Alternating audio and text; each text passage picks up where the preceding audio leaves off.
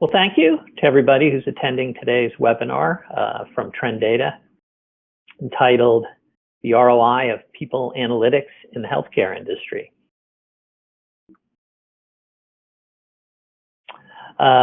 Just a quick agenda of what we're going to go over today. I'll give you just a brief background of TrenData, who we are as the company. I always like to start out presentations with a little industry data, some statistics, to give you a background of what the experts are saying or is going on in your industry.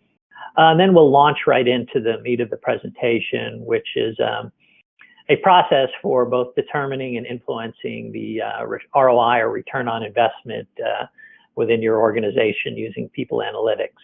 And then we'll talk a little bit about how technology can assist in both visualizing and realizing the return on investment. And then we'll finish off with a brief demonstration of the TrenData People Analytics solution. I have everybody on mute right now. We'll take questions at the end, and I think we have a small enough crowd that I'll probably unmute everybody. But if you have a question during the presentation, please feel free to communicate the information through the chat capability. We also have a few trivia questions within the presentation that we'll be giving gift cards away for. So if you know the answer, you can communicate that through chat as well. Also, we have a special offer on our solution for anybody who attends the presentation today, which we'll show at the end here. So, okay. Well, a little background on TrenData. We're a cloud-based platform company that provides organizations the ability to generate both advanced and predictive analytics by unifying all of your HR data through the various software applications. So whether you have everything in your HRIS or it's spread out through your talent system, your payroll system, maybe some other applications, our solution and technology allow you to easily bring all that information together to allow you to visualize and generate analytics and also model and do predictions on the future where your organization might be heading with your various workforce capabilities. Our company is headquartered in Plano, Texas, a little suburb north of Dallas.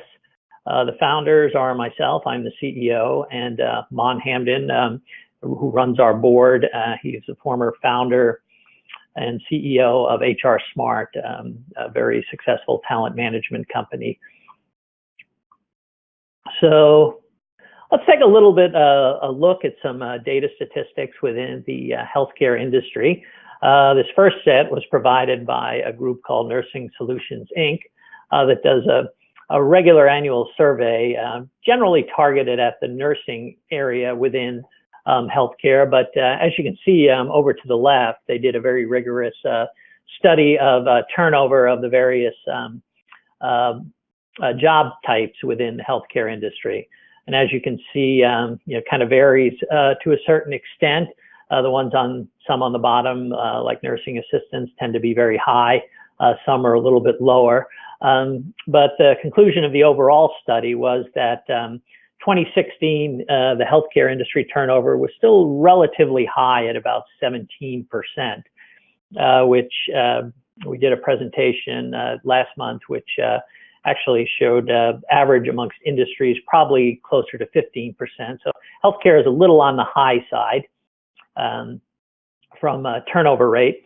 Over to the right is a study a little more targeted towards nursing, but it basically talks about the vacancy rate or the understaffing of nurses within healthcare institutions. So if you look at the pie, it has the percent of healthcare organizations that have less than 5% understaffing in nursing. And then as you go around the pie, it has the percentages for upwards of that. You kind of combine those last three parts, the 9.1% and the 4.5%, basically tells you that about almost 23% of healthcare institutions have a nursing vacancy or they're understaffed nursing by greater than 10%. So we'll talk a little bit later in the calculation part on how that affects revenue at healthcare institutions. So if I go to the next slide, I wanted to just kind of point out kind of a growing phenomenon in the healthcare industry is the rise of these kind of smaller retail healthcare clinics. They're popping up almost like Starbucks of late. As you can see, just the growth from 2015 to 2017 is almost 1,000 new ones nationally. Here in Plano, I've probably seen like 4 or 5 come up in the last year that are within at least a 1, maybe 2 mile radius of my house. So there are a lot of them, which I imagine creates some competition for the larger healthcare institutions for care and such. So it's something to consider as you're dealing with workforce issues. So with that background, let's take a look at how you can go about demonstrating return on investment from people analytics.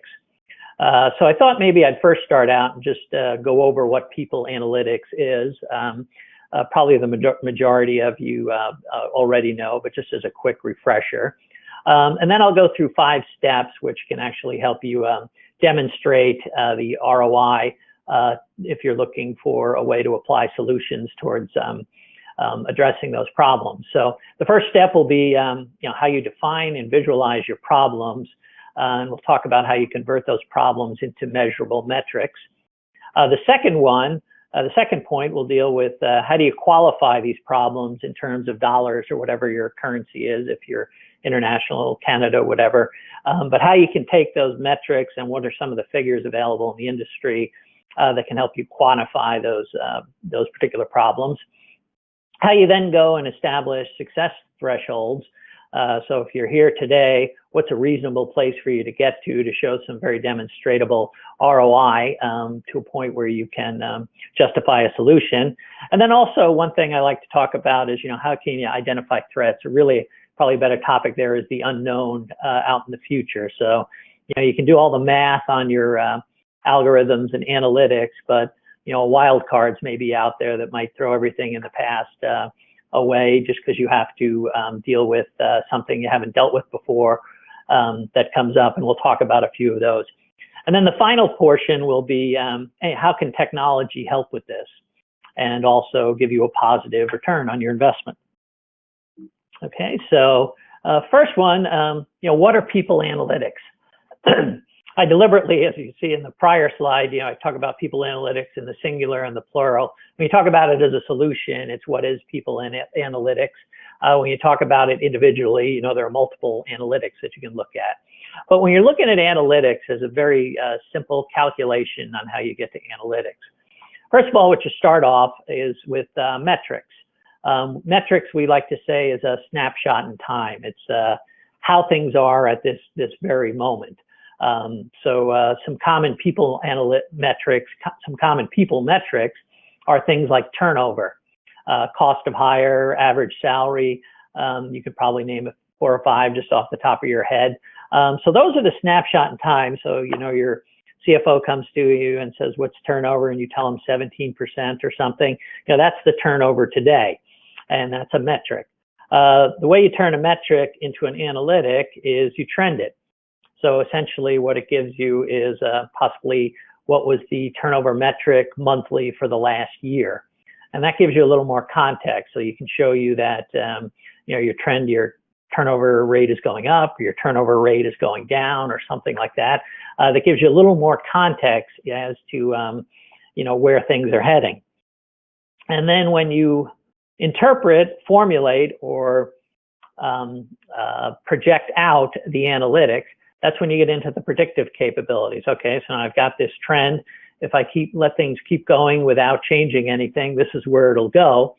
But what if I do change things? Is there any data here that can tell me if I change this, then this will get better, or this won't? So metrics trended to analytics, interpreted for predictive.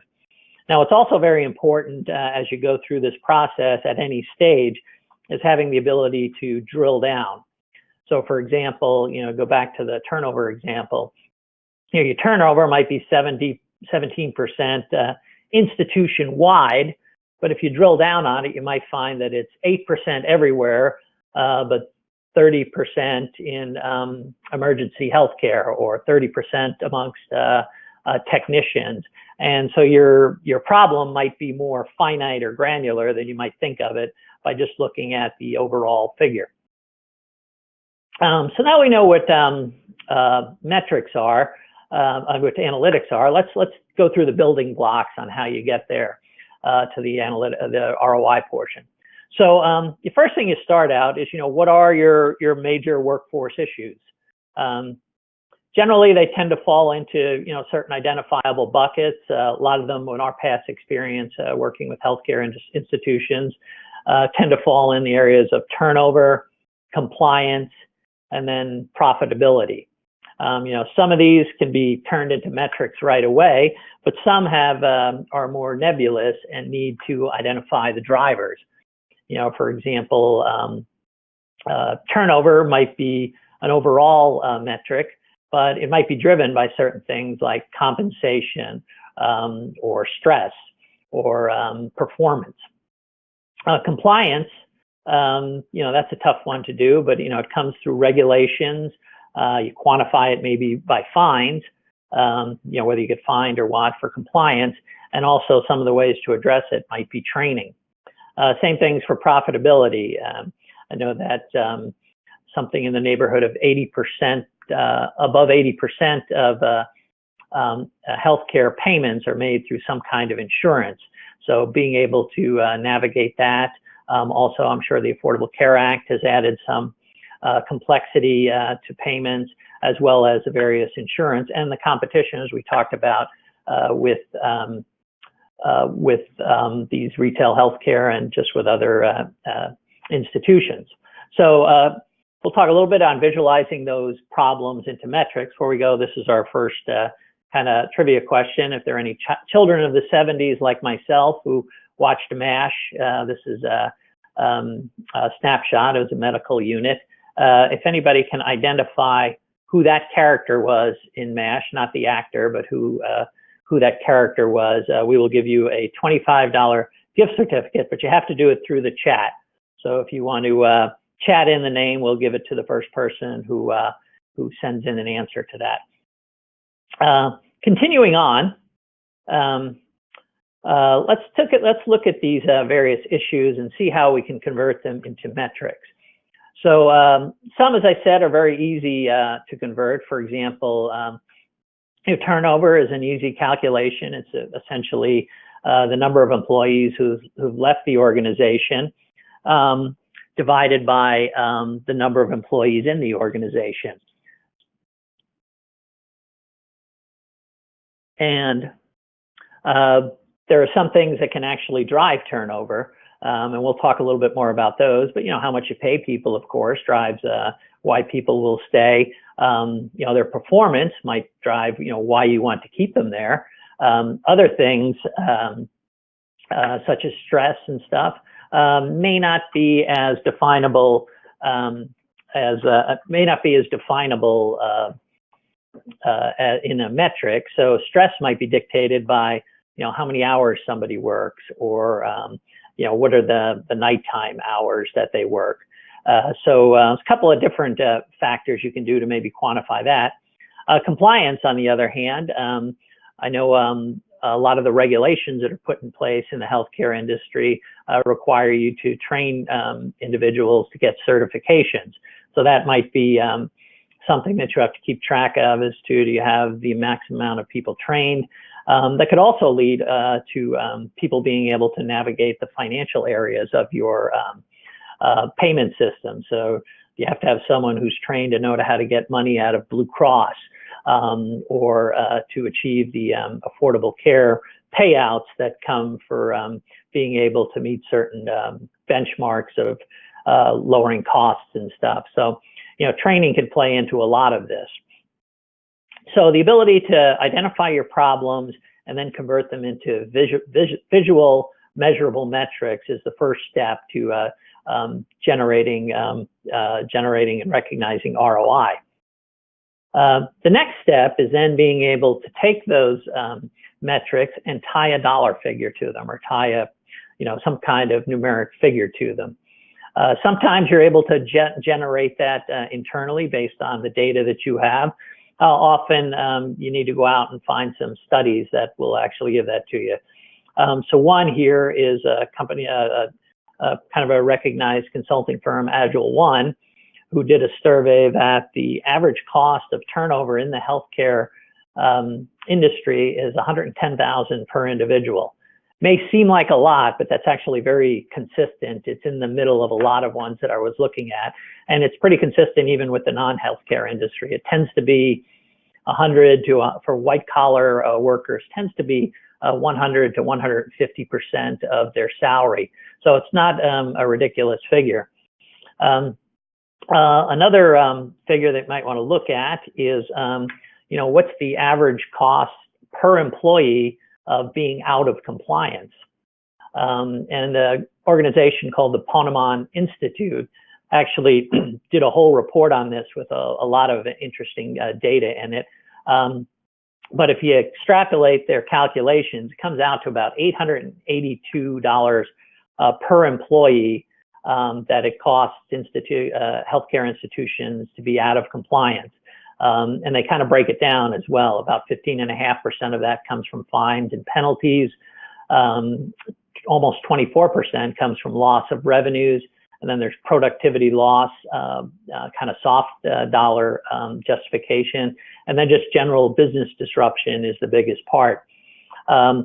This study was published not too many months ago. We actually have a copy of it. So if you would like to reach out to us, we'd be happy to provide you with a copy of the Institute study. It's got a lot of good information in there, not just on cost, but also on revenue facts and benchmarks. So if you want to compare your institution against some industry standards, it was a really good report, and we'd be happy to provide it to you. So that's just how you can go out and provide, get some industry data. And if you go and calculate this, I think the average size of the healthcare institutions on the call today is about 5,000 employees.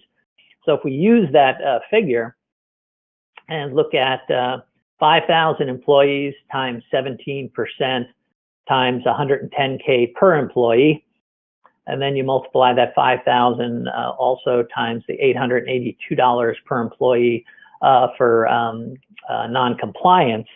To use an oft phrase, suddenly we're talking about some really serious money.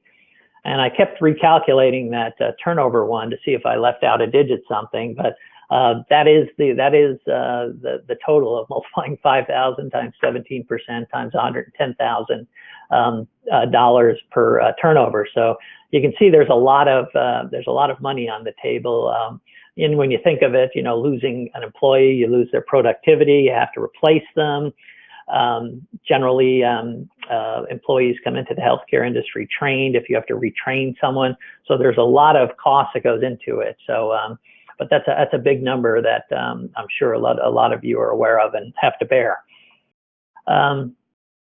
So now that we've been able to visualize the metrics and tie some dollars to it, the next thing you might want to look at is establishing thresholds. So if I'm going to go to my CFO or whoever's going to approve any kind of purchase, I have to say, like, okay, well, this is how much it's costing me today. How can I improve it? So it's often good to set a near and a long-term, a near-term and a long-term threshold. Probably the easiest one to bite off right away is the turnover. How can you save money by just reducing turnover? Well, if you take that figure just from the last one, you might want to concentrate on retention, particularly of some of your, excellent performers. So if you could retain enough people and just get to a 2% reduction, again, based on the prior slide, you're saving the institution about $11 million. Often you might want to, a Band-Aid approach to that can be, offer more money, maybe offer a retention bonus or something. But as you'll see on the next slide, we tend to offer, in a holistic view, there might be some better solutions for that.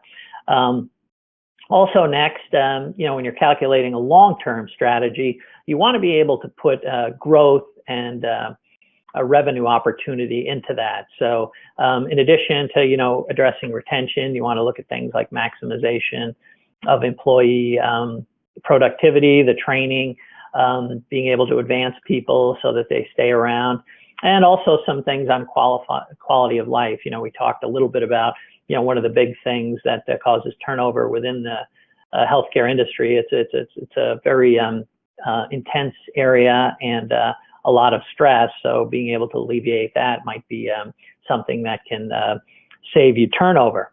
And if we go to the next slide here, you'll see a little bit how analytics comes and starts to help you out on this. So if we go back to that prior slide where we talked about, what are your metrics, how are you measuring things, and we do what we talked about and trend those metrics, then you start to see the perspective. Okay, so we've got a 6-month period of what's happened as we've progressed along and what have our various metrics given us. If we look up at the top, we notice that turnover has gone down a little bit over the last 6 months with very little additional compensation, but we did a little bit with juggling the work schedule. So for example, the average work hours per week was about 52 hours 6 months ago, but the average employee was spending 12 hours working non-standard hours, working night shifts. And by just a little bit of a tweak, removing about a third of that, even with the increase in total hours, just tweaking that maybe what's really had the effect on the turnover. You had a little less burnout, maybe a little more quality time for the employees at home. So that's one thing where trending the metrics starts to give you perspective.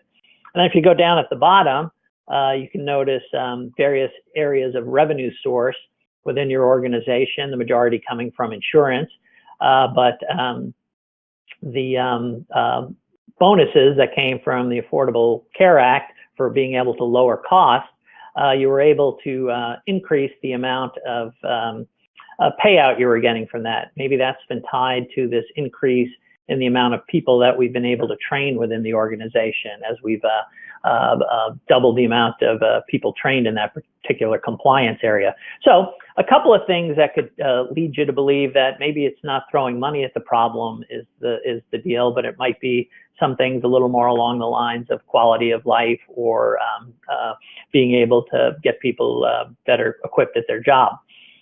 So, so the final area, now that we've trended metrics, is to talk a little bit about, the unknown.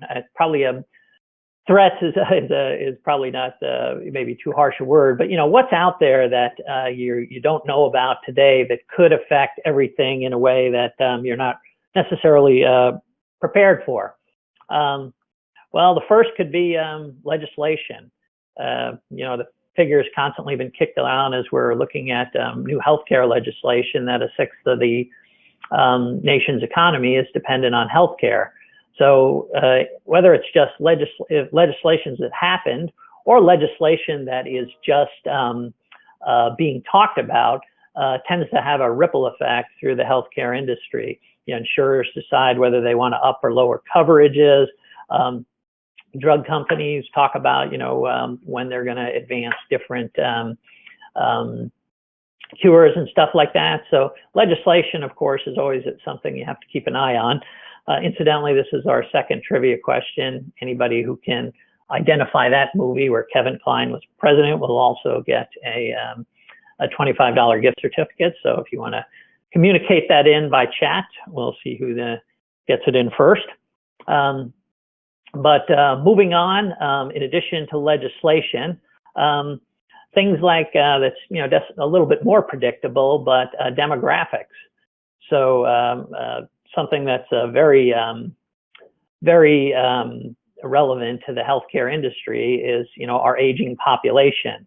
As you can see, the percent of the population that is over 65 is going to grow drastically over the next 10 years. And it has kind of a dual-pronged effect for healthcare. First, in every industry, knowledgeable professionals are going to be retiring, which is the usual a result of the aging population. But in the healthcare industry, also those people are going to be needing more healthcare. So the increased need for healthcare professionals and what that's going to do to your industry and the ability to expand capacity, we'll find out is a something, of course, you have to plan for. And then the last one, I've identified, but new drugs, they cures for certain things that come out that have to be prescribed and have to be accounted for in costs in hospital, of course, are other things that can actually go ahead and affect things coming down the line. So how do you, again, work that? Well, being able to align those events with the trends that we talked about can give you an idea of maybe a cause and effect. So for example, you may not know exactly what these unknowns are going to cause, but if you look at a standpoint, how's new legislation going to affect us? Well, when the Affordable Care Act came out 10 years ago, this particular metric started going up, whether it was turnover, productivity, or whatever. It gives you a little idea of possibly cause and effect, being able to align these events. Or maybe when a particular drug came out, I think in the last year, the HPV virus came out, did that affect anything that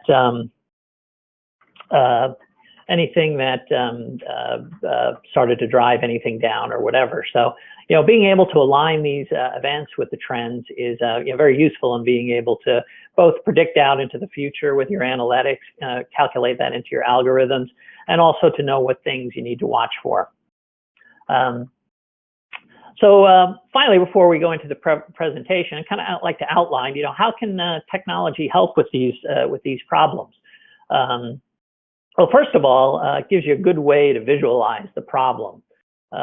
Getting a spreadsheet with 10,000 lines on it and 40 rows of data doesn't really give you the picture of what's going on. So technology, the ability to quantify things and graphically represent them, is a very good way, just as a start, to know whether you have a problem or not.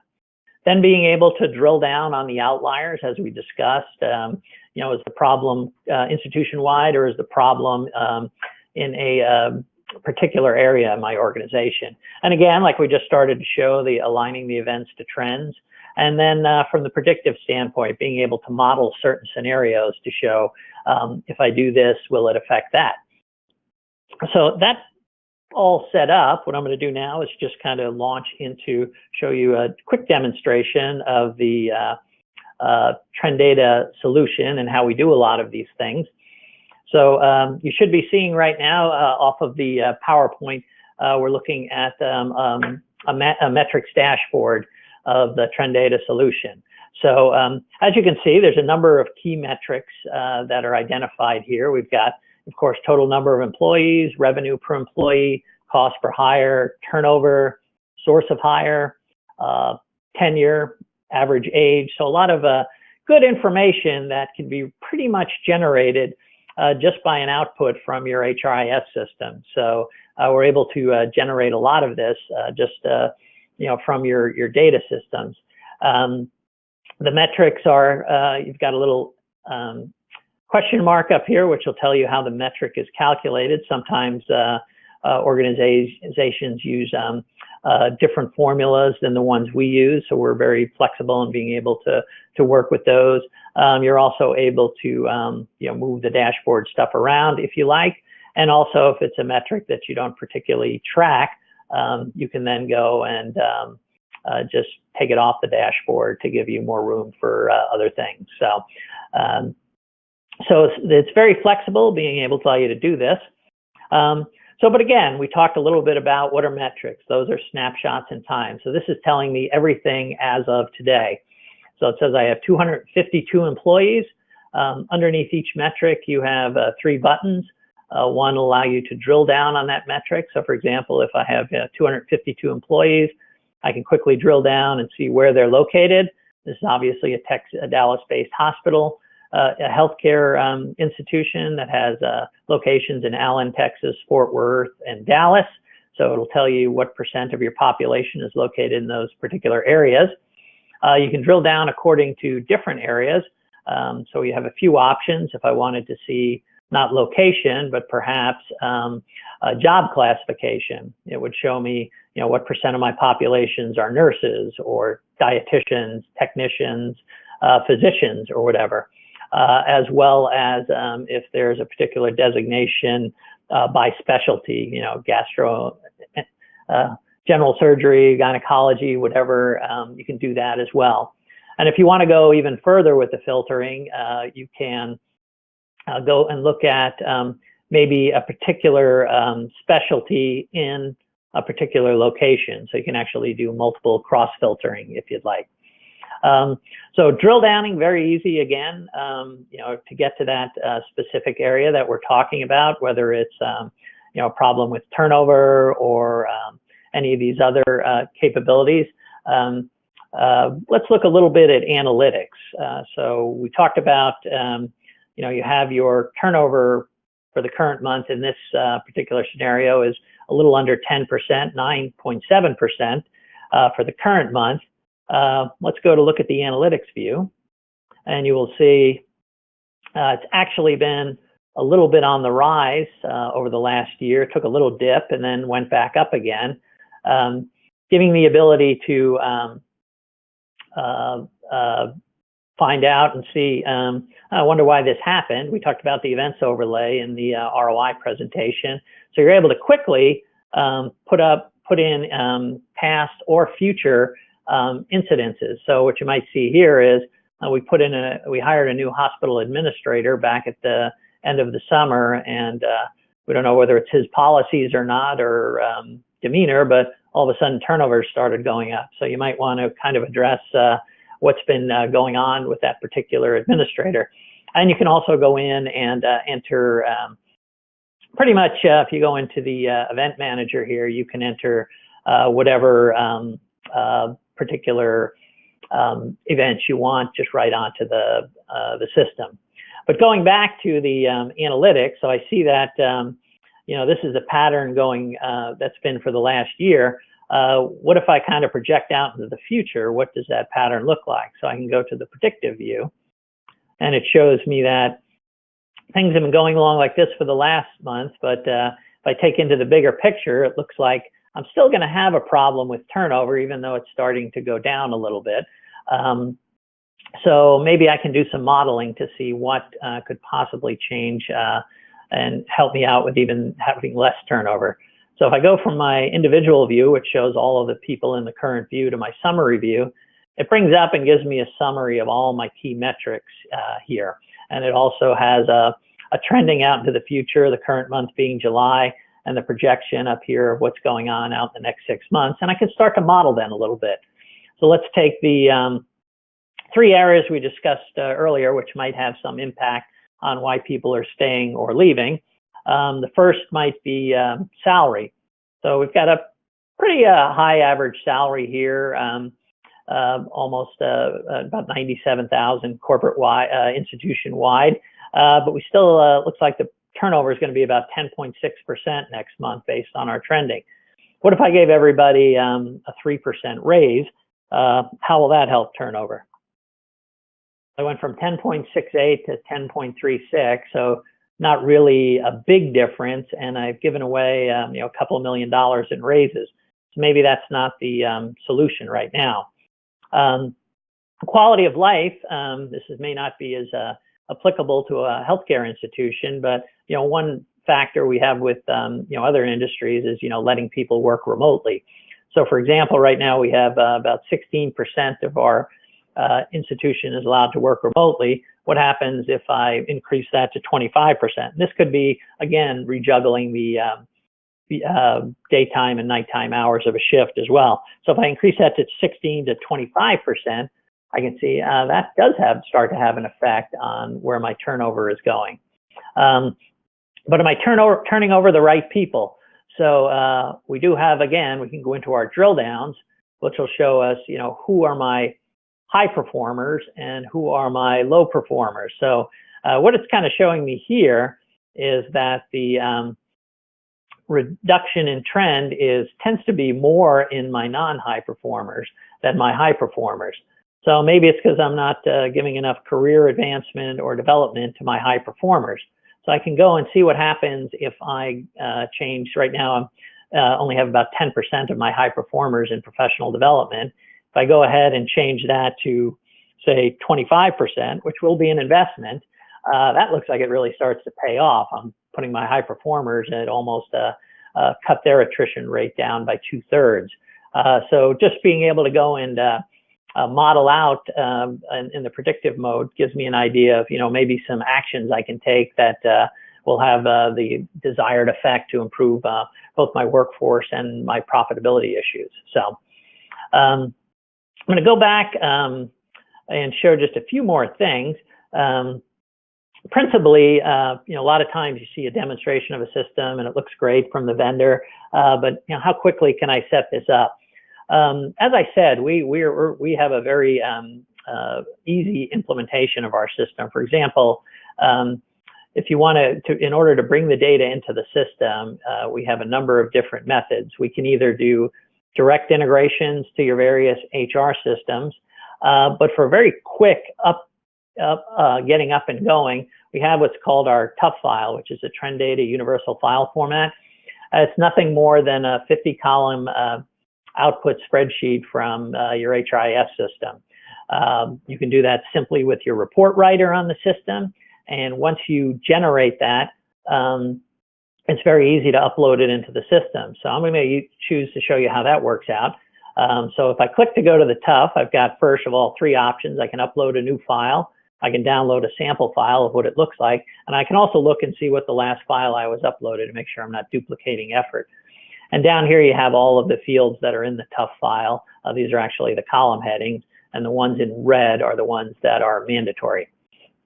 So I'm going to go up and just give you an idea how quick it is to upload a TUF into the system. So if I upload a file, I click on it, and I can go out and then just quickly grab the file that I'm looking for with the July data in it. And just by clicking on that, I'm able to bring that data into the system that easily. You can do that manually. You can have it automated to an FTP site, very flexible. And also kind of what I found and our team has found historically with software implementations, the file feed approach as the first option when implementing a system actually gives you a good opportunity to clean the data. So a lot of times companies will do the file upload first and then build the integrations later when they want more real-time feeds. But we can go either direction. We're very flexible on that. So that's just a quick look at our system. I'm going to jump back to the presentation right now and just go through a few other things. First of all, if anybody has any questions, you can submit them by chat, but I'm going to see if I can, so now I'm able to take any questions. If anybody has, wants to voice up a question, be happy to take any. I did get a few through email and through the chat, but does anybody have a direct question? Yeah. Do I have the ability to put in my custom metrics? It looks like a lot of the things I see up here are things that I track, but there's probably 4 or 5 others that I would need to have in a system like this. Yeah, no, that's a great question. Essentially, we've got 2 versions of the system. Our basic out of the box, which just comes with 15 to 20 metrics that are pre-configured. But the enterprise version of the solution, you have total flexibility to create your, to create or work with us to create your own metrics. So, if you have something very specific, I always use this example. It might be, nursing turnover by itself. We can create that as a particular metric. It might even be, nursing turnover of nurses who speak Spanish or something. Yeah. So whatever, it's a configurable system, so we can create whatever metrics you want, and it would have all the capabilities of the trending, the analytics, the drill down, and such. Thank you. I did have another question somebody sent in by chat, just asking if the slides are available. Yeah, by all means, if you want to reach out to us and ask for the slides, we'll be happy to send them over. And here's another question. It asks, do you integrate with Healthcare Source? Healthcare Source, yeah, absolutely. That's a talent management system that's specific for the healthcare industry. We do have an integration with that system. So if that's where any or a portion of your data is coming from, we absolutely can integrate with that system and import data in, so not a problem. Okay, any other questions? Okay, well, I'll provide a contact email here in a second if anybody thinks of anything after. But we did want to, as I talked about, extend an offer to anybody who's interested. We would like to offer you our system for a 90-day free trial. We would help you configure the tough file to upload from your system, regardless of what the source system or systems is. We'll provide you the full advanced analytics. It won't have the predictive component in it because we have to go in there and do some formulating. But just for the trial, you can do everything, but the predictive. We don't require a contract for the trial. We'll give you free support throughout the entire trial period. If anybody's interested in that, you can speak up now or send an email to marketing@TrenData.com, and we'll be happy to set you up. Any takers now, or do you want to think it over? Okay. Well, by all means, if you want to take advantage of the trial, go ahead. And then also, if you're interested in that Ponemon study report, you can reach out to that same email address, the marketing@TrenData.com, and any other questions as well. And if you use this promotional code, we'll just need to know that you came from this webinar to do it.